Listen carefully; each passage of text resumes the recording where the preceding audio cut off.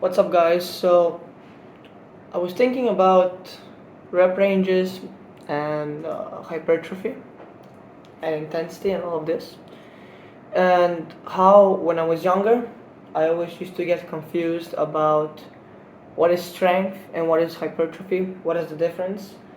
See, because I think in my logic, people said, lower rep ranges equals intensity, or you'll get strength. And to me, it didn't make sense because if you're moving more weight, you you must need more muscle to move more of that weight. But yeah, that's not the case, and I don't really think not many people have explained it well, the concept of hypertrophy versus strength. So I'm gonna go ahead and try to explain it in my own way, because I think I can put the words a bit differently so people could understand easier.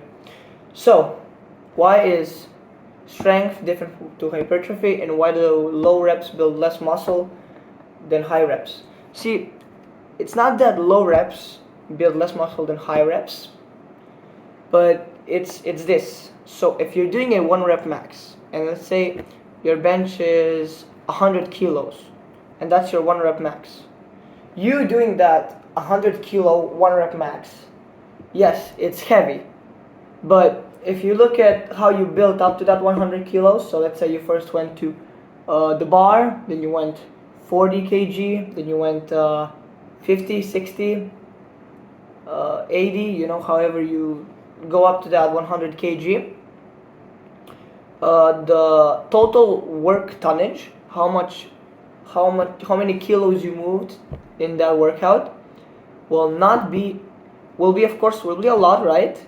But you're doing that 1 rep for 100 kilos. That's a total of 100 kilos of tonnage.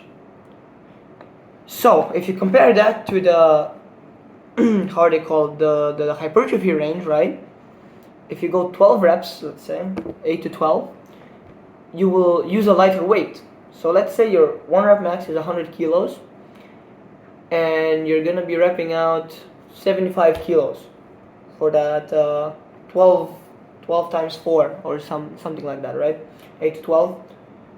If you calculate it just by math, and you go 80 times 12, which is 80 times 12 is like 960, I think.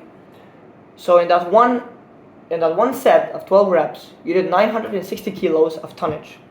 If you compare the 1 rep max, which was you did 1 rep for 100 kilos, here you did 100 kilos of total tonnage, and here you did 960 kilos of total tonnage. So the math adds out. The more total tons you move, the more muscle you'll gain. So yes, you are correct. The heavier it is, the more muscle you'll gain. But the higher rep ranges, just by simple math, move more tonnage. And then you might be wondering, why do these people lift less tonnage in 1 rep than the 1 rep max people? Well, it's simply because it's a skill. Strength is a skill. So if you keep doing bench press, someone that's mastered the 1 rep, he'll know exactly when to put it to the chest and exactly when to put it up. His body will be adept more at doing that 1 rep, because for the body to make a heavy 1 rep, it's easier for it to adapt and learn how to move the weight than to actually use pure muscle. Although it does need pure muscle as well, right? But for those total reps, total tonnage, the body cannot move 3,000 kilos. If you go 12 times 4 times 80, get something like that, I think. It won't, with that much tonnage, it can't just use pure skill. It's gonna get fatigued. It has to use some pure muscle, right? It's forced to build muscle there.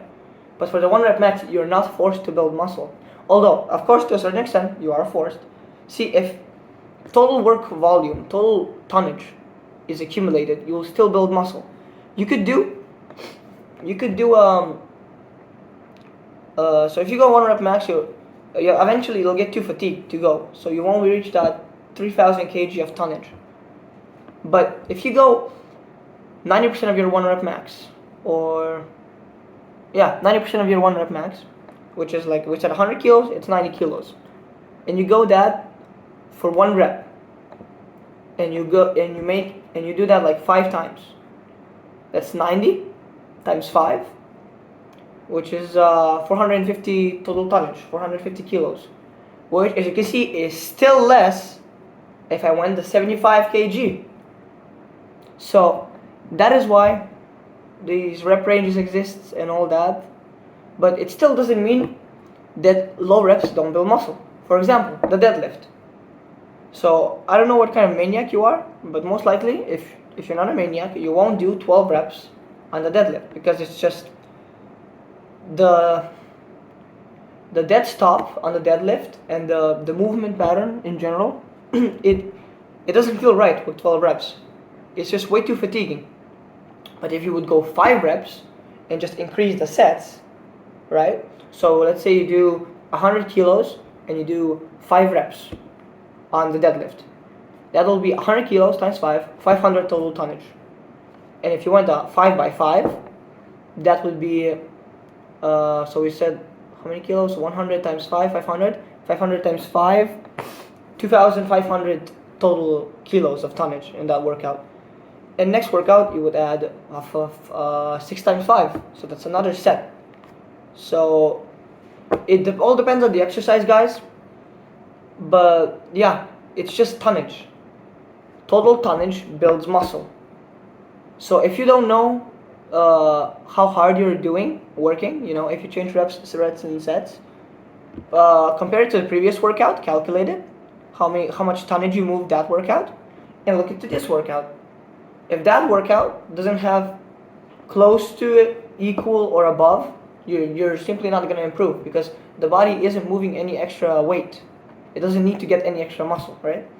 So, I mean, I just don't think many people explained it like I did. I feel like, they say, oh, higher reps, but they don't really explain why, right? Why does the body need muscle at higher reps? Yeah, that's basically it. It's all about tonnage. Hope you guys enjoyed, and yeah.